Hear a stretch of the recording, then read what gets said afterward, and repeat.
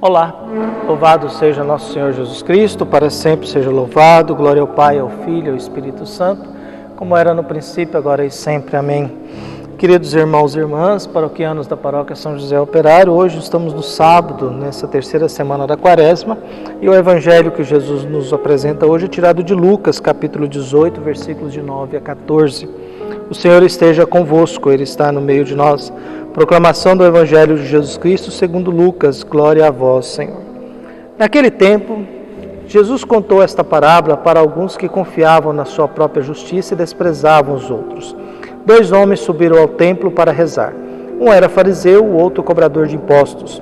O fariseu de pé rezava assim em seu íntimo: ó Deus, eu te agradeço porque não sou como os outros homens, ladrões, desonestos, adúlteros, nem como este cobrador de impostos. Eu jejuo 2 vezes por semana e dou o dízimo de toda a minha renda. O cobrador de impostos, porém, ficou à distância e nem se atrevia a levantar os olhos para o céu, mas batia no peito, dizendo: meu Deus, tende piedade, porque sou pecador. Eu vos digo que esse último voltou para casa justificado, o outro não, porque quem se eleva será humilhado, quem se humilha será elevado. Palavra da salvação. Glória a vós, Senhor. Uma das coisas que a gente vai aprendendo na vida é que Deus despreza quem se acha muito importante. Deus não gosta muito de quem se julga muito importante. Deus não dá muita atenção para quem se julga muito importante. Deus não escuta quem é dono da própria justiça. Jesus está falando por uma coisa muito clara, está falando para alguém que acredita e confia na própria justiça e despreza os outros. Então ele está falando para a gente arrogante. Jesus está falando para a gente prepotente. Ele está falando para essas pessoas assim, de que elas não escutam, e se você falar algo que elas não concordam, elas te destroem, te arrebentam. As redes sociais demonstram isso para nós. É o que a gente chama de fenômeno do cancelamento, né? Se alguém falar alguma coisa e alguém não gostou, a gente começa a cancelar, deletar, destruir. Se eu digo uma coisa para uma pessoa chamando a atenção a ela a respeito de uma característica dela, ela bloqueia e nunca mais abre espaço para que você se aproxime dela. É esse comportamento humano para gente desse tipo que Jesus está falando. Para gente dessa categoria que Jesus está falando. Para gente que não olha para si mesmo, que é dono da própria justiça, que ele é a medida do mundo. Ele é a medida do mundo. Ele é o conselheiro que Deus deveria ter para que o mundo se tornasse melhor e que Deus está perdendo tempo de não ouvi-lo. Deus está perdendo tempo de não escutá-lo. É isso que Jesus está dizendo. Jesus está falando para esse pessoal que a justiça não é com base no bem do ser humano. A justiça é com base na vontade deles.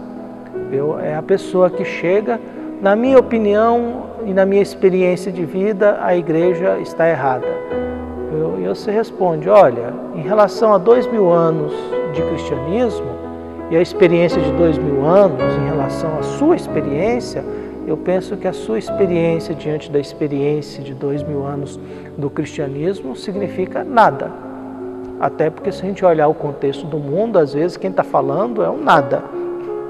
É interessante isso, né?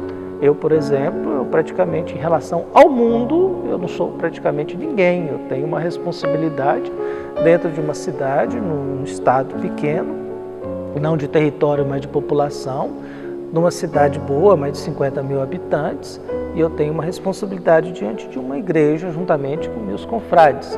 No contexto mundial, a gente é quase um ninguém, nada, um desaparecido nesse universo. E aí a gente vai descobrindo o que Jesus está falando. O que Jesus coloca? Jesus coloca um contexto de pedido de perdão e um contexto de oração. No mesmo ambiente de oração, existe um cobrador de impostos, viu? E existe um fariseu. Viu? Nós temos um fariseu que é um religioso, aquele que cumpre a lei, é considerado separado, santo. Santo é o termo que a gente dá para quem está reservado para Deus. E fariseus era alguém separado para Deus, então eles eram os santos. Os fariseus eram os santos e eles eram os cumpridores da lei. Os doutores e mestres da lei eram os teóricos que refletiam, que falavam, mas os fariseus eram aqueles que praticavam a lei, cumpriam a lei, mas eram hipócritas. que eles falavam uma coisa, mas na realidade viviam outras, né? Então esse fariseu, ele reza, e no seu íntimo ele agradece a Deus, porque não é como os outros homens. E vai colocando ladrão, desonestos, adúlteros, e acusa o outro, nem como esse cobrador de impostos aí. Eu jejuo 2 vezes por semana e dou o dízimo de toda a minha renda. Primeiro, a lei pedia que você jejuasse pelo menos uma vez por ano. Essa era a regra, a orientação. E você não tinha obrigação de dar o dízimo de tudo. Existiam as coisas que você tinha que dar o dízimo e outras não. Essa era a orientação. Mas esse homem, ele faz esse discurso na frente.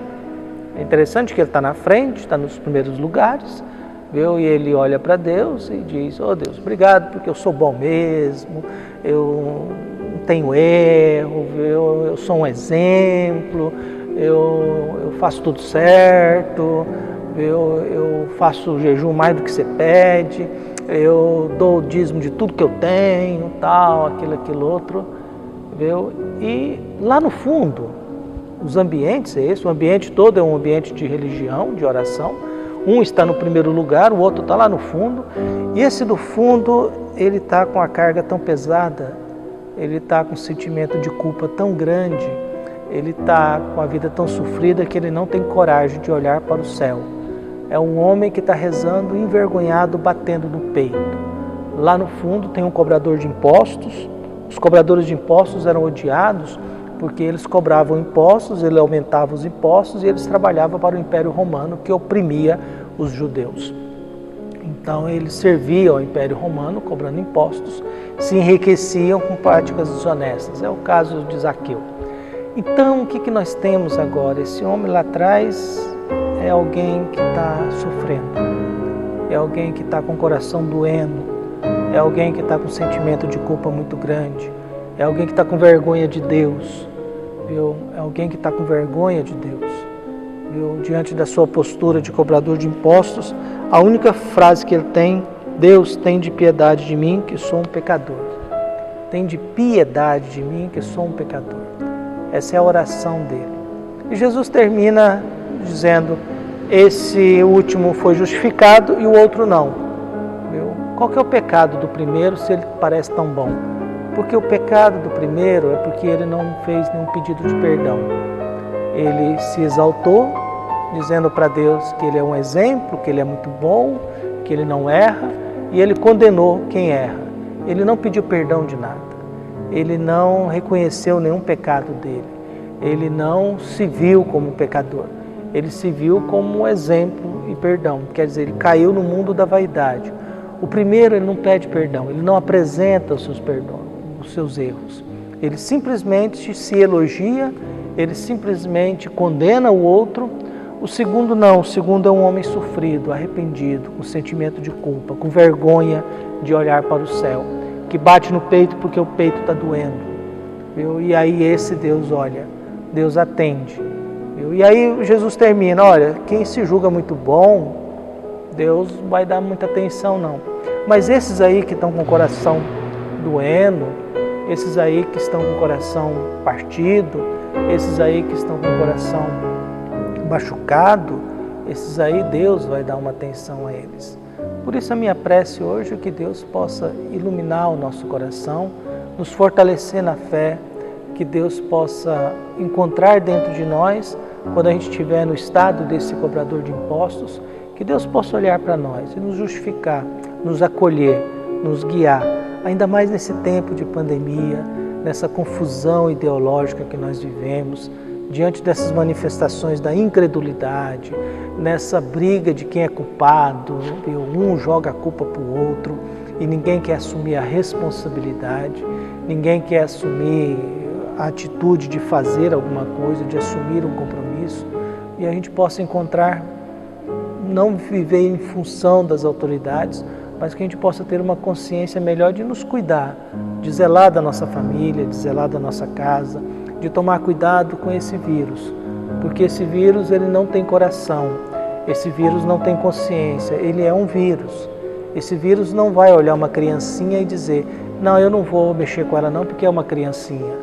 ele não vai olhar para uma pessoa idosa muito boa. Não, eu não vou mexer com essa pessoa idosa muito boa porque ela é boa, então eu não vou machucá-la e maltratá-la, não.